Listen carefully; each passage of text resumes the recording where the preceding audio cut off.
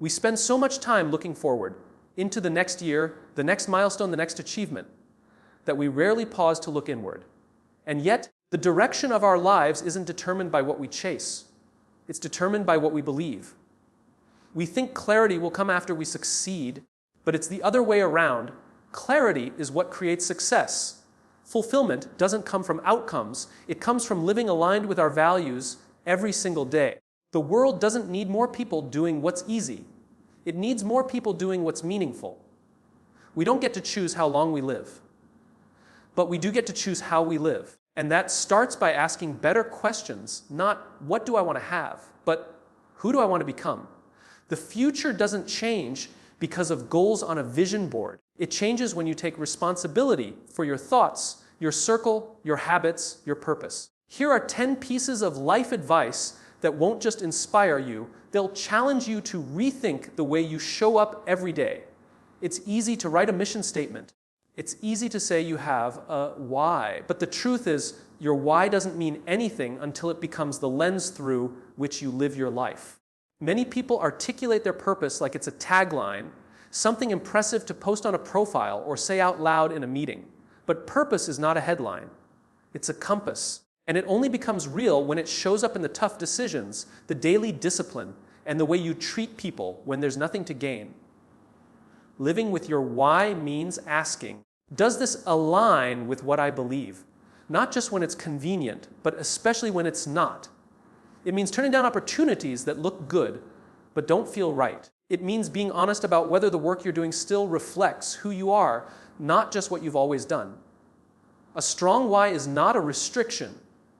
It's a filter. It frees you from chasing every shiny thing, every fleeting validation, because when you know what you stand for, you stop falling for things that don't fit. There's a reason most people drift. They don't forget their goals. They forget their values. When your actions drift away from your beliefs, you feel it. That tension you can't explain, that subtle burnout that creeps in, that's the cost of misalignment. Mentally strong, purpose-driven people don't just recite their why, they revisit it. They build habits around it. They let it shape how they show up, how they lead, how they love. Because a why that is only spoken is performance. A why that is lived, that's character. Success is often sold as a destination, a point on the horizon where everything finally makes sense. We imagine that once we get the promotion, build the business, or hit the number, we'll feel whole. But that illusion is short-lived, because the moment we arrive, we start chasing the next thing. That's the trap of success when it's disconnected from fulfillment. It moves the finish line every time we get close. Fulfillment, on the other hand, is rooted in something deeper. It's not about what you achieve. It's about who you become in the process. Following fulfillment requires asking harder questions. Not, how much can I earn? But what value am I creating? Not what makes me look impressive, but what gives me peace? Fulfillment doesn't always come with applause. In fact, sometimes it asks you to walk away from what's popular to pursue what's purposeful. But when you align your work, your values, and your energy with something meaningful, you start to experience a quieter kind of joy. Not the adrenaline of being noticed, but the deep contentment of knowing you're living true. Chasing success can feel thrilling, but it's often unstable. One bad day, one bad comment, one missed target, and it shakes your identity. But fulfillment is resilient. It doesn't depend on outcomes. It grows from alignment. People who live fulfilled don't just look successful. They feel alive. They aren't ruled by the need to win. They're guided by the desire to serve. And because of that, they often end up more successful in the long run. Not because they chased it, but because they built something that mattered. There's a quiet power in listening. Not the kind of listening where you're just waiting for your turn to talk, but the kind where you're genuinely absorbing what's being said. Most people enter conversations trying to prove something, trying to sound smart, make a point, win the room. But those who lead with influence, not ego, understand that the most effective communicator is often the one who listens longest and speaks last. Not because they have nothing to say, but because they want to say something that actually matters. Being the last to speak isn't about staying silent. It's about giving others the dignity of being heard. It's about setting your own perspective aside long enough to understand someone else's. When you speak first, you risk shaping the room with your assumptions. But when you wait, when you observe, absorb, and reflect, you not only learn more, you earn more trust. People open up to those who respect their voice.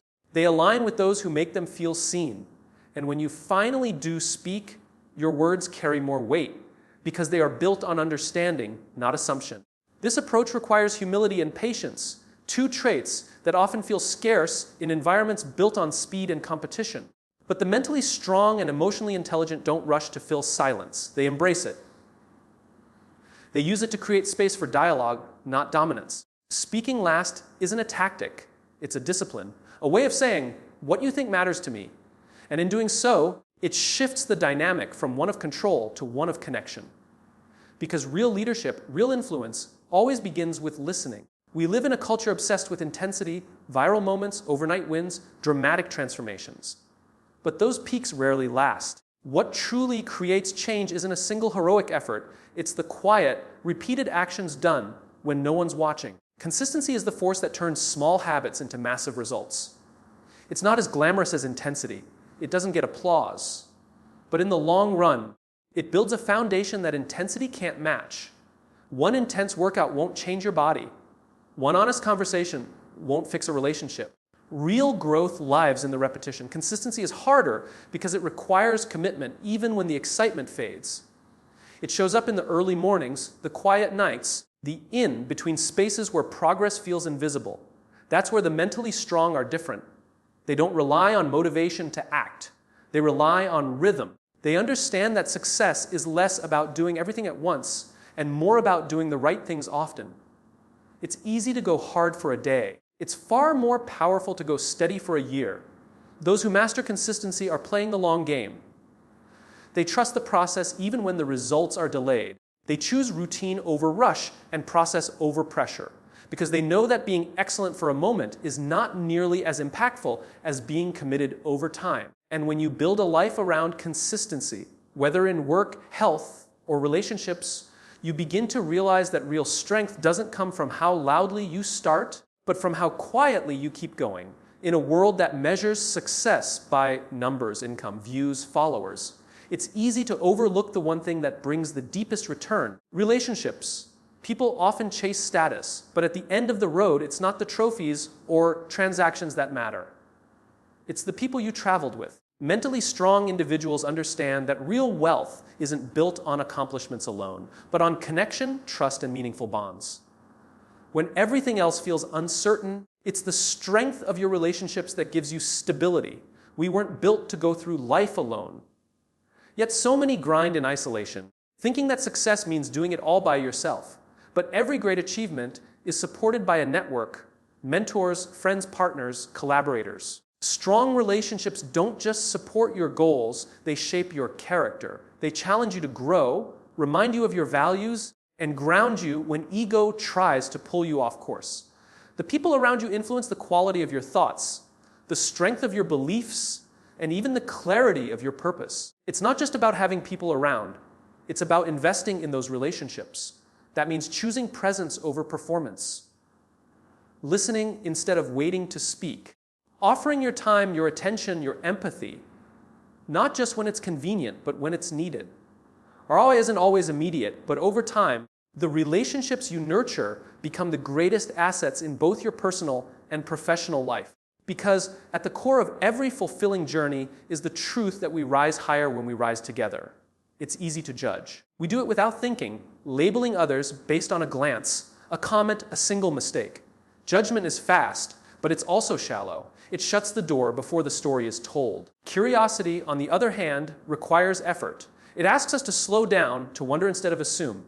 It demands that we see people not as conclusions, but as chapters still being written.